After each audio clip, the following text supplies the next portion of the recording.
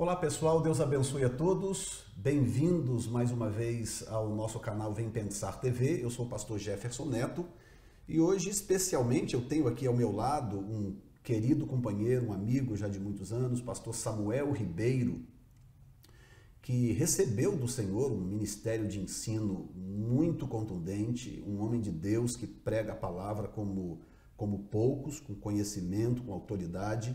E nós já trabalhamos juntos em alguns projetos, mas a razão do porquê ele está aqui hoje nos estúdios da Vem Pensar TV é que eu gostaria que ele compartilhasse com a nossa audiência algo que Deus tem colocado no seu coração a respeito do tema A Igreja e a Sua Missão. Deus tem dado para o pastor Samuel Ribeiro uma visão muito clara a respeito desse assunto, para mostrar, em primeiro lugar, o desvio de finalidade da igreja, e que tem custado caro à igreja, não é? E qual é a real finalidade da igreja, segundo o Novo Testamento, e o que devemos fazer, né, pastor Samuel, para nós voltarmos ao centro, a este propósito, a esta finalidade. Então, primeiramente, eu vou pedir que ele faça um resumo, olhando naquela câmera ali, o que é que Deus tem colocado no seu coração a respeito desse assunto, e depois então nós vamos debater, e eu acredito que isso vai ser uma bênção para todos os nossos ouvintes. Para mim, pastor Jefferson, é um privilégio desfrutar dessa sublime, singular oportunidade de estar aqui através desse canal Vem Pensar, né? Você está de parabéns, porque o alcance que a gente tem, eu, por exemplo, estou agora no exercício do ministério itinerante, e com certeza jamais alcançaria um público de uma dimensão tão grande por intermédio das minhas viagens em diferentes cidades, estados e até países, como o canal Vem Pensar. Então eu quero te parabenizar, porque através desse canal, com certeza, uma multiplicidade de pessoas em diferentes partes do mundo desfrutarão do privilégio de ser edificado, confortado e consolado pela eficácia da bendita e sacrossanta palavra de Deus. Bom, para mim é um prazer estar aqui, poder compartilhar de fato deste assunto que você acabou de colocar o tema, é o tema que Deus me deu, a igreja e sua missão, e na verdade esse assunto brotou fruto da minha experiência pastoral, né? Pastoreei aqui na cidade de Boston por um período de 12 anos, né? E tive aqueles momentos extraordinários nesse processo de pastoreio, mas depois vivenciei uma certa crise de crescimento. A igreja não continuou tendo o mesmo progresso no sentido de crescimento, e aí, como você abordou, a gente começou a usar de determinados meios e mecanismos e recursos que não tinham tantos amparo nas escrituras neotestamentárias. Quando, na verdade, fui orar buscando a Deus e procurando saber da parte de Deus por que a igreja estagnou, não desenvolveu, não cresceu, e aí o Espírito Santo falou comigo uma frase que de fato me marcou, e eu fui para a Bíblia buscar conteúdo daquilo quanto o Espírito Santo houvera me falado. Ele disse que eu tinha um grande contingente de crentes na minha igreja, evangélicos e cristãos, e eu tinha um número muito reduzido de discípulos. E ele disse para mim que, na verdade, quem carregava e sustentava a minha igreja não eram os crentes, nem os evangélicos, nem os cristãos. Eram exatamente os discípulos. E aí até então, a minha experiência pessoal como ministro do Evangelho é que não havia nenhuma distinção entre ser crente, ser evangélico, ser cristão. Para mim, e ser discípulo, para mim, tudo estava no mesmo pacote. Mas quando fui para a Bíblia, tive uma surpresa assim contundente, extraordinária, que, na verdade, eu não pude ficar com ela só para mim.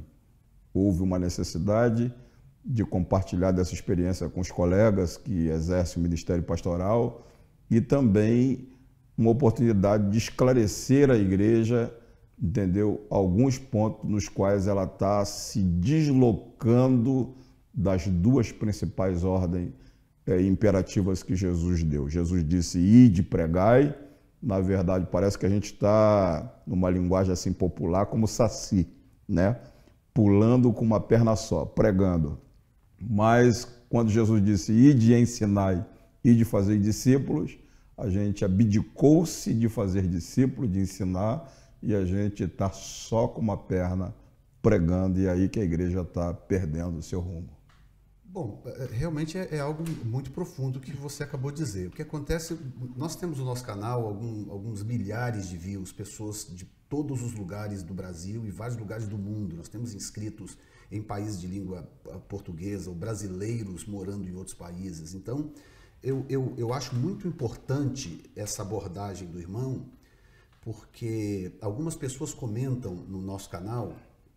Nós falamos muito sobre profecias, não é o único assunto do canal, mas nós falamos bastante sobre profecias, trazendo informações sobre profecias bíblicas. E é muito comum no canal surgir esse tipo de comentário. As pessoas dizem, pastor Jefferson, olha que pena que as igrejas aqui no Brasil não estão mais ensinando a palavra, que pena que as igrejas no Brasil não estão preocupadas em formar discípulos e tal. E eu percebi, pastor, que existe uma consciência já entre o povo de Deus de que alguma coisa está errada. Então, o que eu queria te perguntar é, em primeiro lugar, se essa consciência também já existe entre a liderança, porque na verdade começa pelos líderes, não é verdade? É verdade. E se não há, o que é que está faltando? O que é que precisa ser feito para que os líderes evangélicos, seja no Brasil ou em qualquer outro lugar do mundo, possam experimentar esse shift, essa mudança de mente, de que alguma coisa está errada e que alguma coisa precisa ser feita?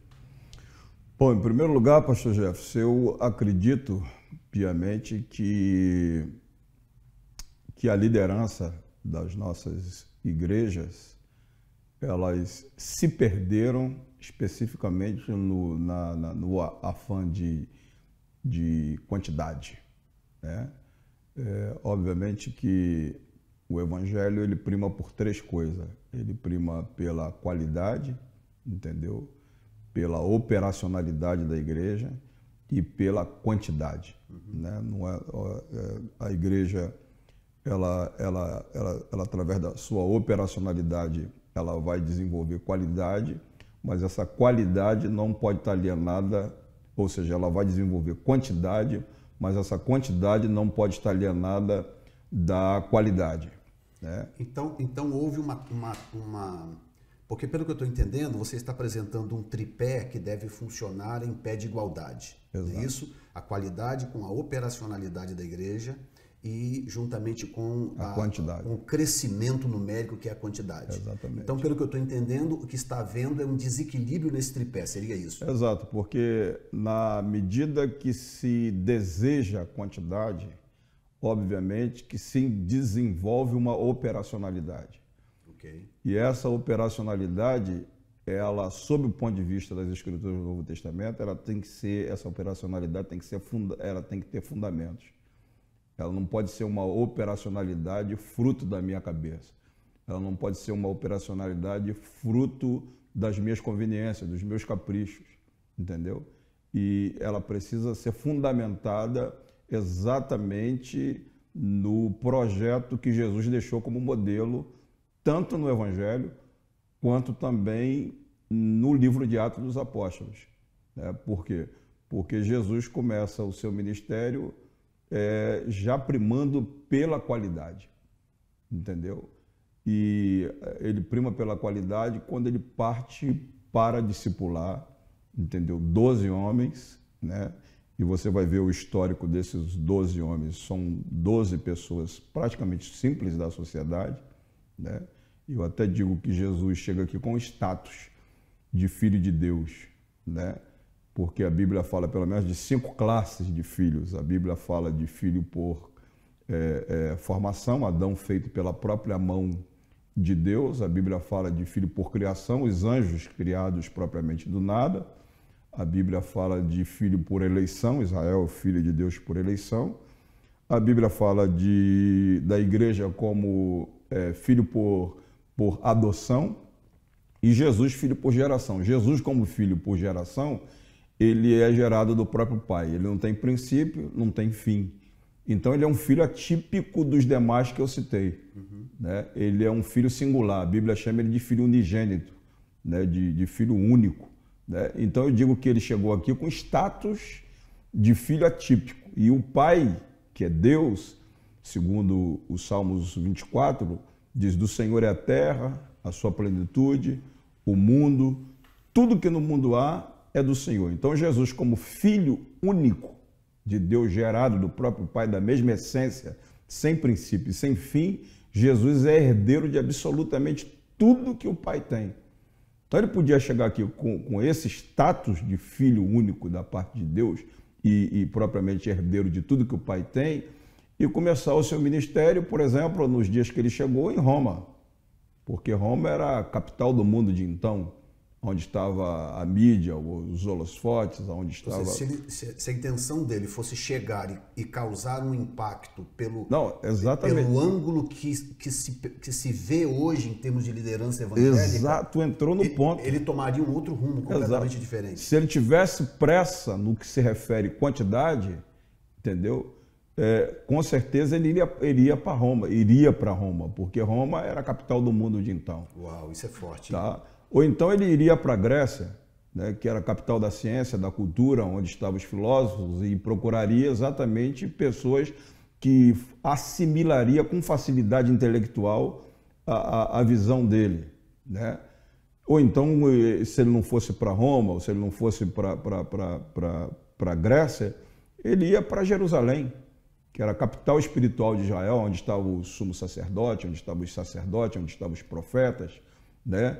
Mas você vê que Jesus, ele sabia que em Jerusalém já havia um sistema religioso montado, distorcido dos princípios da palavra. Uau. E ele veio para resgatar essa dignidade de princípio, entendeu? Então ele não começa lá em Jerusalém, entendeu? E vai começar na periferia. Ele começa nos valados, nas aldeias, na beira da praia. Numa linguagem nossa, começa na beira do prato e vai escolher gente simples, pescadores, cobradores de impostos, gente que, sob o ponto de vista humano, se fosse eu que estivesse no lugar dele, ou talvez você, jamais nós começaríamos o nosso ministério da forma que ele começou. Mas qual era a função primária de Jesus? Ele disse: o discípulo, quando bem treinado, não é superior ao seu mestre, mas fica igual.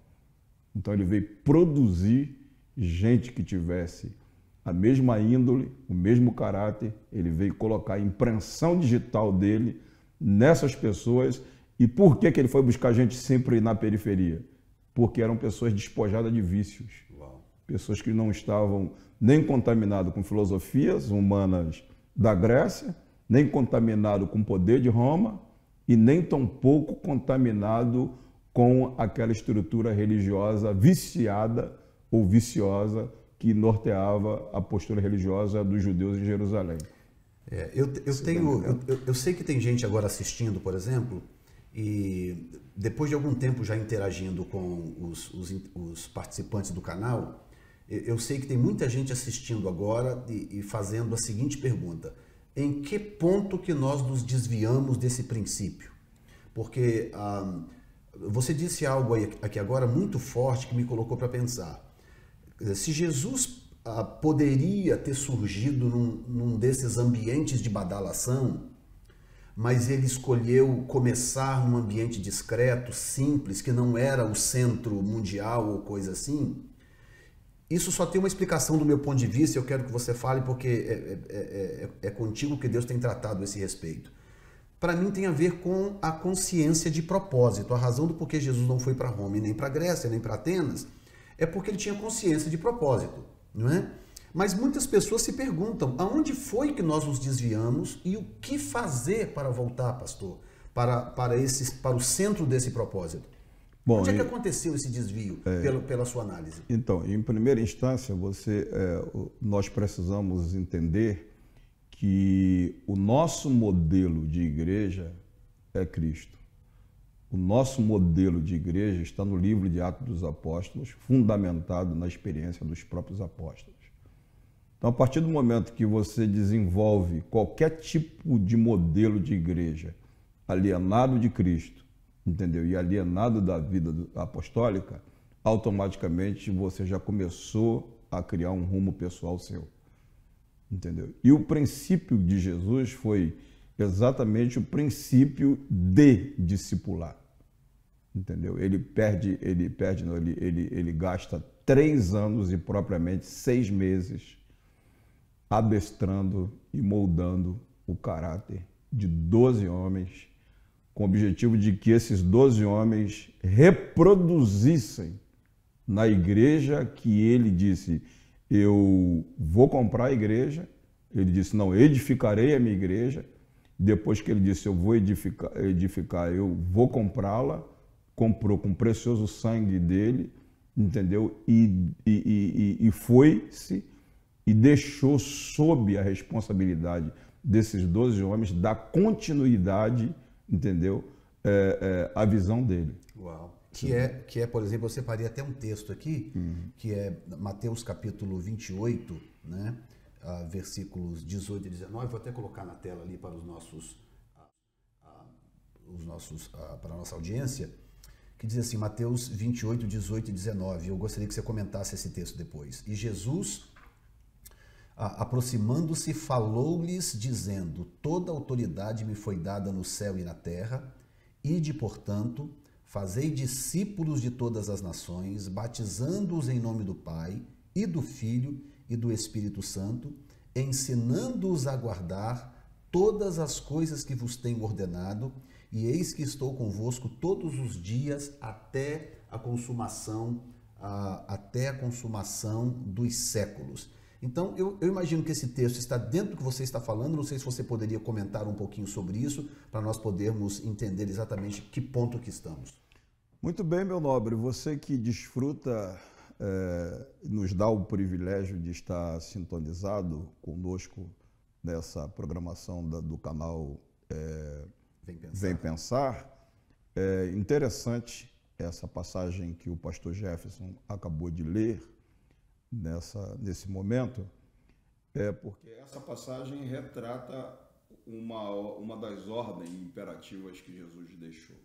Jesus deixou 2, uma em Marcos capítulo 16, verso 15, quando ele disse, ide por todo mundo e pregai o evangelho a toda criatura. Quem crer e for batizado será salvo. Está lá no evangelho de Marcos capítulo 16, verso 15. E a outra é essa de Mateus capítulo 28, que foi lido agora. E nós entendemos que, como eu falei, que o modelo de crescimento da igreja foi estabelecido por Cristo. E daí aonde que está o nosso desvio?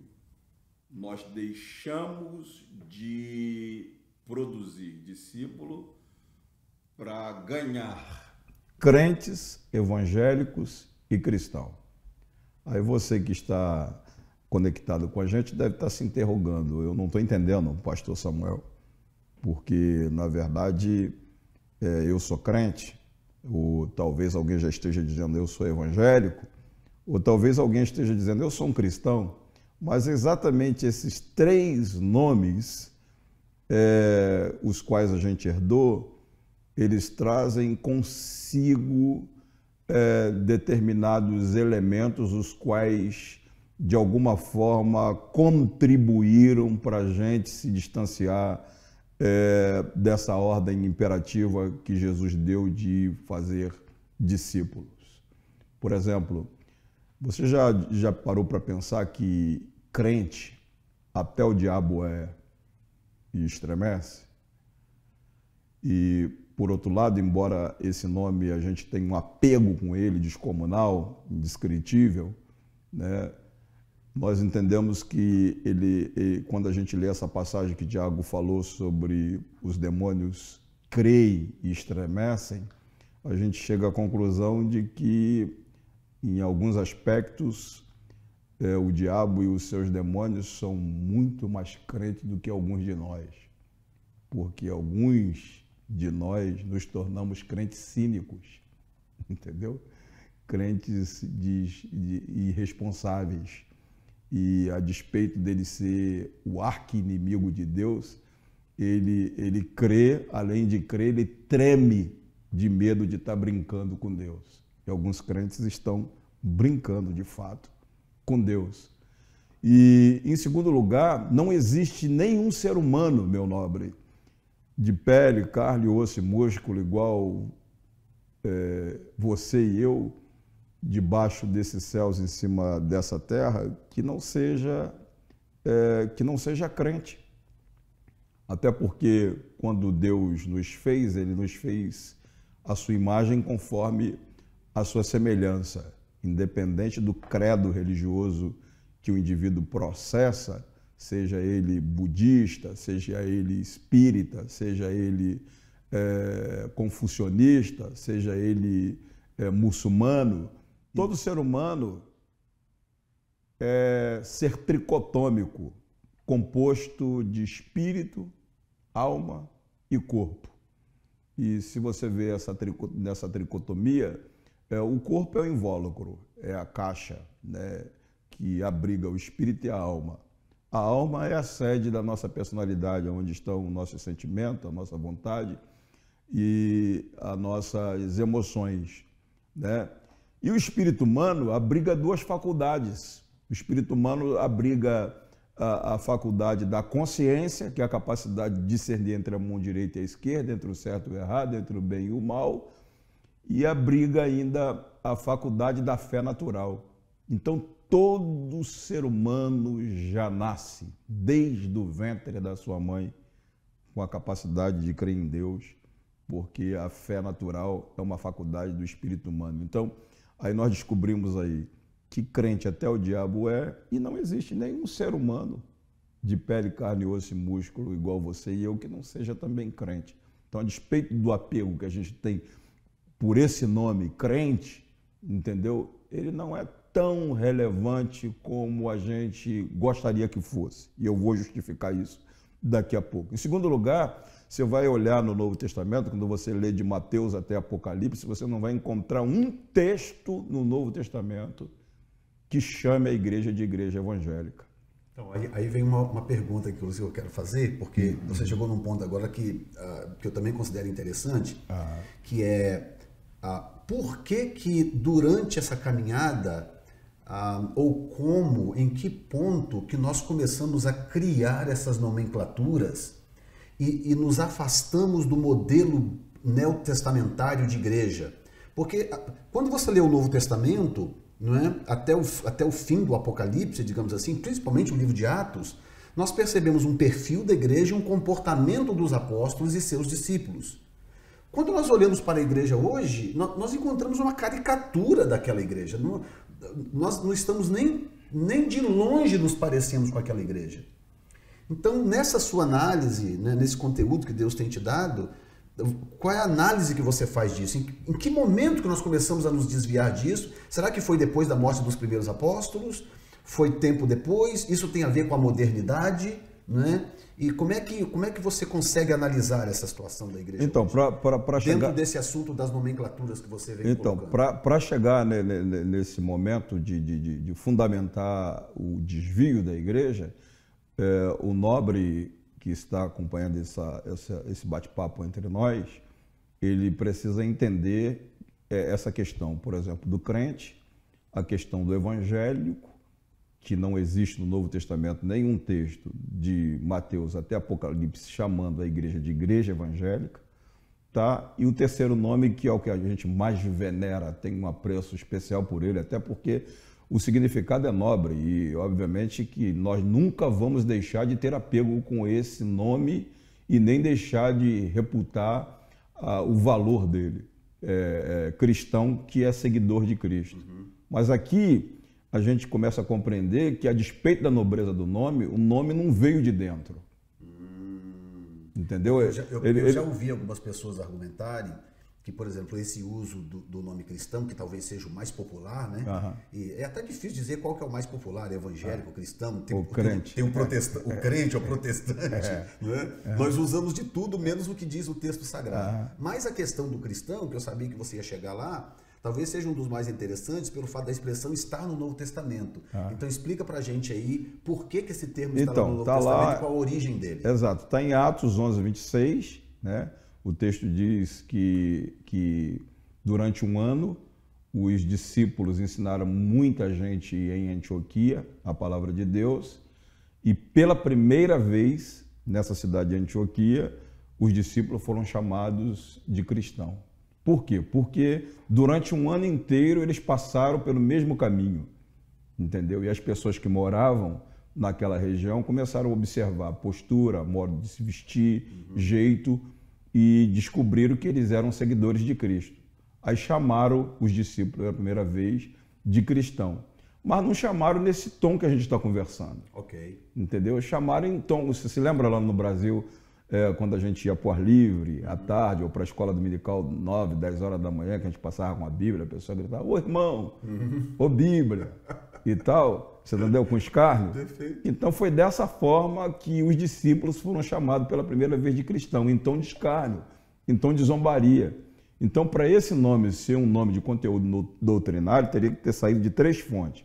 Ou da boca de Jesus, ou da boca dos apóstolos, ou dos profetas. Perfeito. Mas não saiu de nenhuma dessas 3 fontes, entendeu? E aí você vai ver o quanto que a Bíblia ela tem uma nobreza extremamente grande nas suas nuances, né?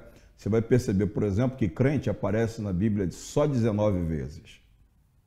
Você vai ver que evangélico, nenhuma vez. E você vai ver que cristão só 3 vezes. Ora, se é um nome tão nobre e significante que a gente venera tanto, entendeu? Não era para ter predominância nas escrituras do Novo Testamento? É verdade, era para estar por todo lugar, na verdade. Exatamente, não tem. Agora, você vai para as escrituras do Novo Testamento, você vai descobrir que discípulo aparece 269 vezes. Uau! Você está entendendo? Termo discípulo. O termo discípulo aparece 269 vezes. Então, a pergunta que eu te faço, qual seria mais sensato a gente ser conhecido? Como crente? Não. Como evangélico? Também não. Como cristão? Muito menos. Ou então como discípulo? Como discípulo. Como discípulo, né? A predominância no Novo Testamento. Então, só pela quantidade de vezes que o nome aparece no Novo Testamento, você já vê que existe alguma coisa errada conosco ao dar prioridade a esses 3 nomes. A gente aprecia, nós nunca vamos deixar de ser crente porque a gente crê no Evangelho, nós nunca vamos deixar de ser evangélico porque a gente prega e crê no Evangelho, a gente nunca vai deixar também de ser cristão porque a gente é seguidor de Cristo. No entanto, esses 3 nomes, eles não podem abafar, entendeu? O nome mais nobre que Jesus designou para a sua igreja. Porque é o que define, né, a igreja. Ou seja, essa mudança, pelo que eu estou entendendo no seu raciocínio, esta mudança de nomenclatura, ela transparece uma mudança de postura. Exatamente. Ou seja, nós mudamos a nomenclatura porque nós mudamos a postura. Exatamente. E a postura está fundamentada nos 3 nomes que você vai ver. Que aí eu entro nesse ponto. Jesus morou aqui quantos anos? 3 anos e meio. Não. Ele teve um ministério de 3 anos e meio, mas ele morou 33. 33 anos e meio. Né? E o ministério teve uma durabilidade de 3 anos e meio. 3 anos e meio. Nesses 3 anos e meio de ministério, Jesus lidou com 2 grupos de pessoas. Quais foram os 2 grupos de pessoas? Os discípulos e as multidões.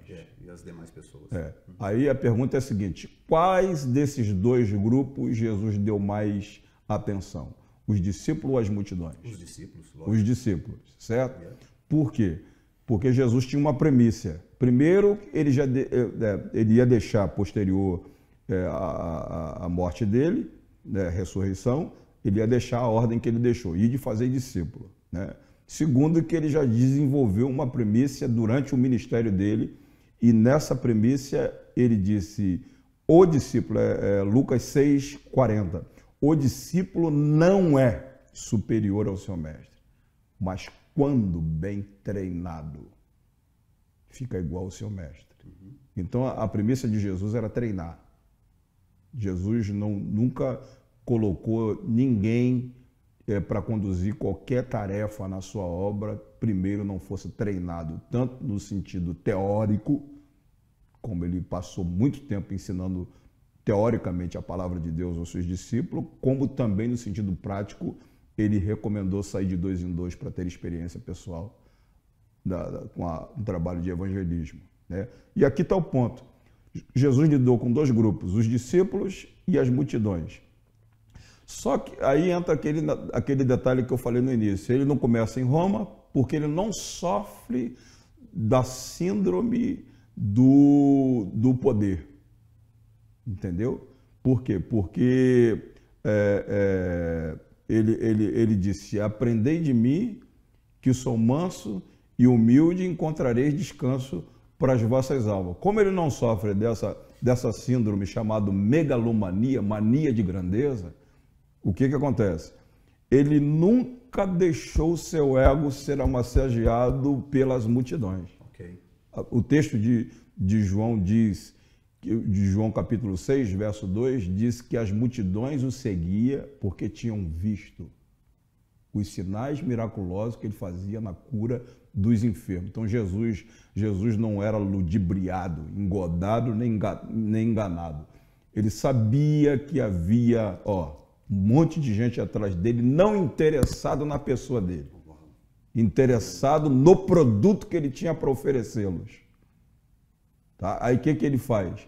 Em vez de ele concentrar suas energias nas multidões, que está interessado no que ele tem para oferecer, e não propriamente na pessoa dele, ele concentra suas energias nos 12, os quais davam atenção pessoal para ele, certo? E essas multidões que seguiam Jesus por causa do produto, elas são representadas, aqui está o ponto de desvio, elas são representadas hoje no século XXI pelos crentes, pelos evangélicos e pelos cristãos. Uau. Por quê? Os crentes evangélicos e cristãos, eles não produzem nada. Eles só vão atrás de Jesus por causa do produto que Jesus tem para oferecê-los. Isso é muito forte. Você está entendendo? Forte. E daí o que acontece? As igrejas se desviaram, por quê? Porque elas sofrem da síndrome de megalomania, por isso que da mania de grandeza. Por isso que existe essa corrida desenfreada para atender a demanda. Exatamente. Que existe uma demanda, né? Exato. Cada dia tem que matar um elefante maior. Exatamente. Do que o outro. Então, se a sua igreja for maior do que a minha, por exemplo, se fosse na igreja de Jesus, vamos dizer, nos dias de Jesus, e chegasse lá, você chegasse lá, pô, Jesus de Nazaré, da vista cego, da audição surda, da voz aguda, quando ele fala, deixa até hipnotizado até os seus algozes que vêm para prendê-lo, ficam hipnotizados, porque ele falava diferente dos escribas, dos fariseus, falava como quem tem autoridade. Então, ao ouvir a fama de Jesus, você imaginar, pô, vou na igreja de Jesus domingo de manhã, e chegasse lá e você encontrasse 12 membros. Você está entendendo? Pastor, isso é muito forte. Aí você vai na igreja de um concorrente de Jesus. Uau. Que vamos dizer que na multiplicação dos pães e dos peixes, havia lá 5.000 homens, fora crianças e mulheres. Certo? Se você colocar uma criança e uma mulher para cada homem, daria um total de quantos? 15.000 pessoas. Né? Então vamos dizer que se fosse na outra igreja, tinha 15.000 pessoas. Quem que você diria que estaria bombando? Eu quero te pedir um favor, tá? Tem muitos líderes, muitos pastores que acompanham esse canal. Muitos pastores, pastoras e missionários e missionárias, tá? Queria que você olhasse para eles naquela câmera ali, certo. Porque nós alcançamos um momento agora nessa conversa que eu tô sentindo a presença de Deus aqui. Amém, glória a Deus. Entendeu? Estou sentindo a presença de Deus muito forte. Não, é expressivo. Tá? Então, eu vou colocar naquela câmera ali agora, porque eu quero que você fale diretamente com os líderes, pastores, pastoras e obreiros que estão assistindo esse canal, tá? Certo. E o que Deus tem para você. Ok. Então, meu nobre companheiro, você que está nos dando a honra de estar conectado com o canal de TV Vem Pensar. Olha só, o pastor Jefferson me fez uma pergunta falando em que ponto a igreja se desviou do seu propósito. E eu cheguei nesse ponto aqui de mostrar que Jesus lidou com dois grupos. Jesus lidou com os discípulos, lidou com as multidões, tá? Mas como Jesus não sofria da síndrome de megalomania, quer dizer, mania de grandeza, tá? O que Jesus fez? Jesus nunca se preocupou de que as multidões pudessem massagear o seu ego para dizer que ele era o cara.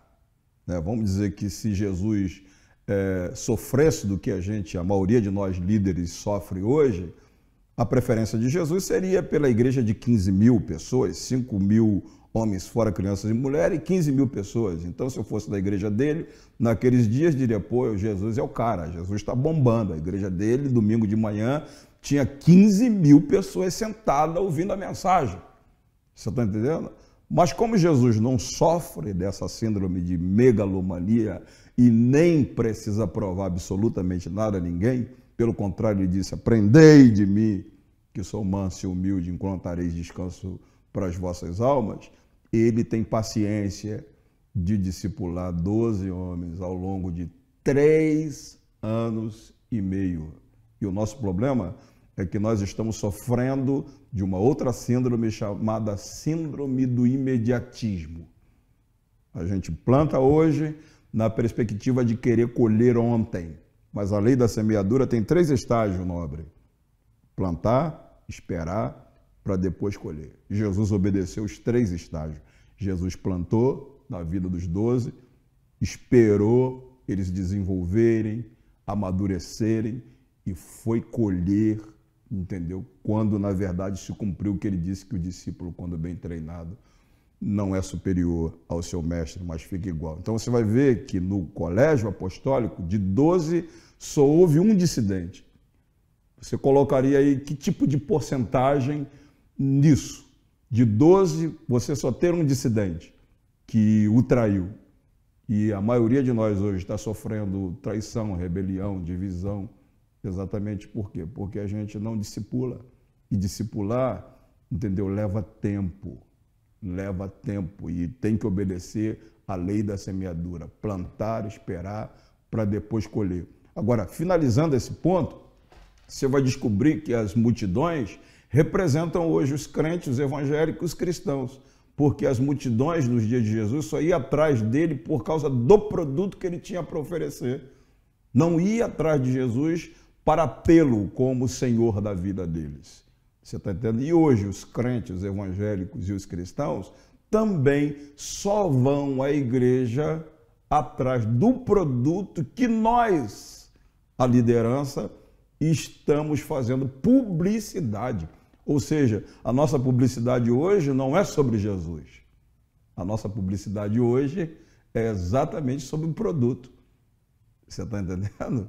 E aí é que está o ponto que a gente fugiu da direção de Deus. Entendeu, pastor Jefferson? Eu quero mais uma vez colocar na tela aqui esse texto, porque eu acho que esse texto é, digamos assim, a espinha dorsal, né, desse assunto. Jesus, aproximando-se, falou-lhes, dizendo, toda a autoridade me foi dada no céu e na terra, e de, portanto, fazer discípulos de todas as nações, batizando-os em nome do Pai, do Filho e do Espírito Santo, e ensinando-os. Isso aqui é interessante, ensinando-os a guardar todas as coisas que vos tenho ordenado. Então, eu quero primeiro te agradecer, pastor, por ter tirado esse tempo de estar aqui conosco, falando aqui para a audiência do Vem Pensar TV, e gostaria que você deixasse o número de telefone. Eu sei que sua agenda é uma agenda bastante ocupada, mas eu tenho absoluta certeza que tem pastores e líderes agora te assistindo que gostariam, desejariam muito de tê-lo falando em suas igrejas. Eu tenho absoluta certeza. Então, gostaria que você deixasse o número de telefone. Nós vamos também, logicamente, escrever aqui no rodapé do vídeo, mas deixasse o número de telefone e como seria se algumas dessas pessoas desejassem convidá-lo e tê-lo em suas igrejas, conferências, para poder ministrar sobre esse assunto. naquela câmera lá, por favor. Muito bem, pastor Jefferson. Eu quero agradecê-lo por ter me dado essa oportunidade de poder compartilhar com essa massa, né, que está conectado com Vem Pensar, canal Vem Pensar, e dizer para os nossos líderes, pastores, que esse assunto não é fruto de um laboratório. Esse assunto é o fruto de uma experiência pastoral vivida na própria pele. E se o nobre companheiro desejar que a gente esteja na sua igreja para compartilhar, essa é uma ministração que a gente pode ministrar em 3 tempos, né? Pode ser, vamos dizer assim, final de semana, sexta, sábado e domingo, ou não importa também em dias de semana. E o nosso telefone aqui na América é 781-629-1668, tá? É o nosso telefone aqui em Boston, né? E se você quiser entrar em contato também pelo nosso e-mail, né? Você pode entrar em contato MAC, que a gente fala MAC, samuel01@yahoo.com.